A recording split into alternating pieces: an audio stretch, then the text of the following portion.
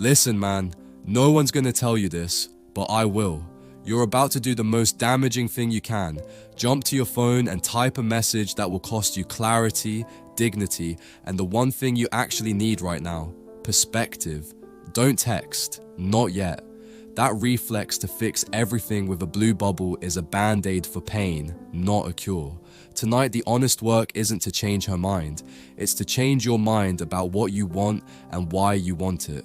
Before you press send, understand the geometry of loss, pride, and desire that's sitting in your chest. The first truth, texting is communication. Communication carries intent. Most men text from an emotional impulse.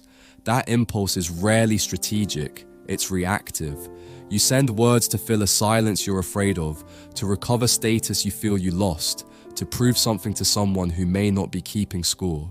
The problem is not the phone, the problem is the motive behind the action. Ask yourself, am I texting to connect or am I texting to feel better about myself? There's a huge difference. You've been burned before. That burn rewires your nervous system so that you hunt validation like it's an addictive snack. So when you see a message, seen, a late reply or silence, your nervous system screams, prove your worth. But proving is not winning. Proving is begging, dressed as effort. If you text from scarcity, you will reveal the single thing that reduces your value faster than almost anything: neediness. Neediness is visible in timing, punctuation, and tone. The quiet man who knows his worth doesn't ask, he informs. He sets the terms by his silence and actions, not by 1,000 apologies typed at 2 a.m. Silence is not passive, it's tactical. It's the only honest way to recalibrate the emotional balance after someone shows you their priorities. When you stop chasing, you don't do it to punish, you do it to reclaim agency.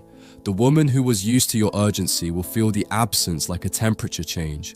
She'll notice how little of your life is available for her drama. That absence forces reality to show itself. Did she want the man or the attention? Did she want companionship or validation on demand? Let reality answer that, not your texts. Don't confuse silence with cruelty. They are not the same. Silence requires internal work. Cruelty is indifference without purpose. If you're silent because you're angry, immature, or gambling for validation, you lose.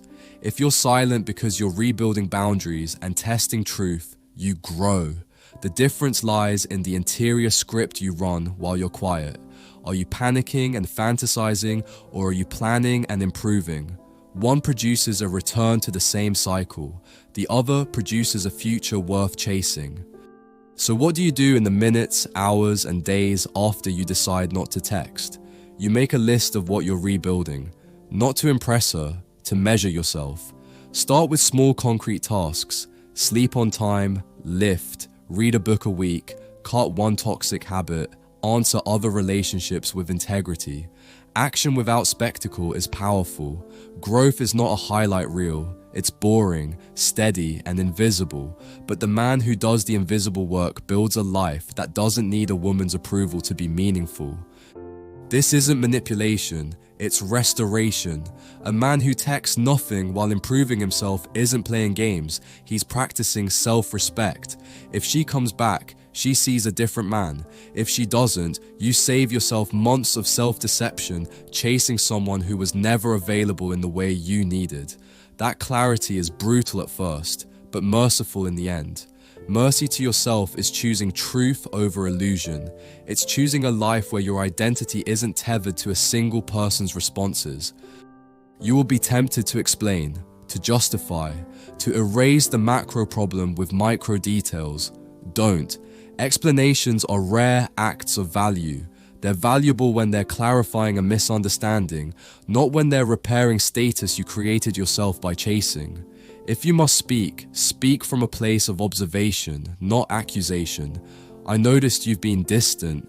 I don't want to be a convenience. If that changes, tell me short, clear, unemotional. That is masculine communication. It reveals frames, not flinches. You must also master the internal narrative. The mind will fill the silence with fantasies designed to lure you back. Maybe she's busy. Maybe she forgot. Maybe she's testing me. Those thoughts are not harmless. They steer your actions. Replace them with one steady question. What would a man who values himself do next? If the answer is to text again to calm your anxiety, discard it. If the answer is to take a concrete step that improves your life, follow it. The question is your compass. Let's talk about timing. There's a rhythm to effective distance. 48 hours is a clean rule of thumb, not because rules are bulletproof, but because rules prevent weak improvisation. 2 days of sober silence gives you space to see patterns. If she reaches out with curiosity or honesty, you respond with a measured message that reflects your new standard. If she returns with confusion, that's useful information about her priorities. If she disappears, you've saved time and dignity. Time is your ally. Don't squander it on immediate impulses. Next, tone and content when you do respond. When people say, don't be needy, they mean two things. Don't text too often, and don't text with a needy voice. What does a non-needy voice sound like? Short, confident, value forward. Saw your message. Busy today, let's talk later. Not a novel of apology or an explanation. You are not a journalist reporting emotional weather. You are a man with boundaries and plans. That tone attracts respect, not games. Respect leads to better outcomes than charm disguised as desperation. There is also a brutal sorting mechanism in silence. People reveal their priorities when given absence. Some will step up, not because they were forced to, but because they realized the before was a convenience and the after demands honesty. Others will exploit the gap to find comfort elsewhere. Both outcomes are valuable data. One shows compatibility, the other spares you future effort on the wrong equation. Reward clarity over hope. Hope is expensive, clarity saves capital. We must also address the modern trap, confusing attention with intimacy. 1,000 texts full of white space don't equal connection. Connection is built by shared values, consistent behavior, and accountability. If the relationship was mostly attention, likes, late night sliding into DMs, heated texts, then silence exposes the scaffolding. When the scaffolding collapses, don't build the same structure faster to avoid discomfort. Build differently. Slow, steady, principled construction beats hurried facade. Some will tell you to play games. Don't confuse strategy with childish trickery. Strategy is honest and aligned with long-term outcomes.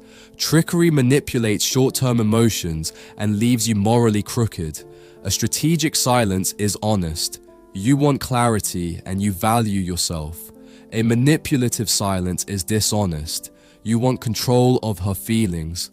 One builds a future, the other builds a temporary win and a long regret. Choose the future. Close the app, put the phone away. Do one thing today that makes you stronger, not to impress her, but to honor the man you're becoming. If she comes back, fine. If she doesn't, you still win, because your value is no longer tied to her timing. Most men never learn that. You can learn it now.